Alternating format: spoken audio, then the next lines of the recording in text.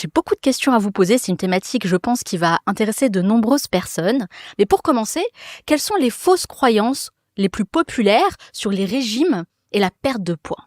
La première des croyances repose sur la pratique du régime. Voilà, c'est je veux maigrir tout de suite, donc je vais me lancer sur le régime dont j'ai entendu parler, du cétogène, de l'hyperprotéiné, je vais jeûner, mais il faut que je me débarrasse de ma graisse tout de suite. Voilà, hein, quitte à en baver un bon coup.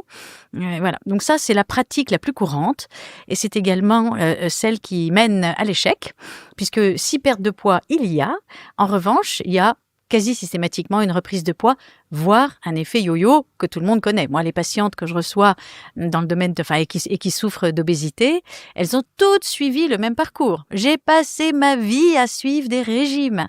Sur le coup, j'ai maigri, et puis ensuite, quand j'ai arrêté, j'ai tout repris. Et à force d'avoir tout repris davantage, en suivant des régimes successifs, me voilà dans la situation de l'obésité. Sur le moment, on perd du poids. Qu'est-ce qui fait qu'on reprend aussi vite?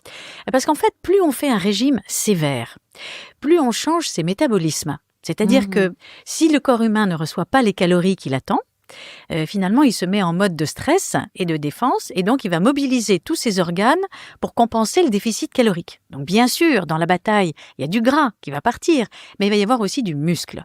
Or, quand vous perdez du muscle, et vous en perdez d'autant plus que vous maigrissez vite, ça peut même être 50-50. Quelqu'un qui perd par exemple 6 kilos en un mois, en ne mangeant quasiment rien, peut perdre 3 kilos de gras et 3 kilos de muscle. Bon. Donc évidemment, quand vous faites ça de régime en régime, vous êtes beaucoup moins musclé finalement au final, et vous perdez du gras certes, mais vous êtes moins musclé. Donc quand vous perdez de la masse musculaire, vous baissez le niveau de la chaudière calorique du corps humain, car ce sont nos muscles qui brûlent l'essentiel de nos calories. D'ailleurs, il n'est qu'à voir les gens qui sont très musclés, il fait froid dehors, ils sortent en t-shirt, ils ont chaud. Vous, très peu de masse musculaire, vous accumulez 3 polaires et vous grelottez. Bon. Donc, le muscle, ce sont les calories. Et donc, quand vous avez beaucoup moins de muscles, en raison de ces régimes sévères qui ont transformé votre corps, finalement, votre corps finit par brûler moins de calories. C'est ce qu'on appelle le métabolisme de base.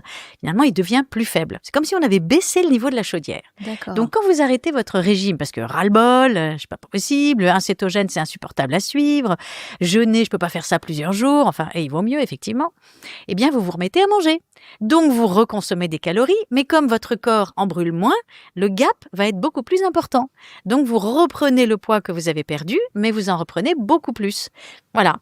Voilà la raison du yo-yo pondéral. Donc ce qu'il faut quand même retenir, c'est que quand on est dans une perte de poids, on perd du gras, mais on perd aussi du muscle. Oui,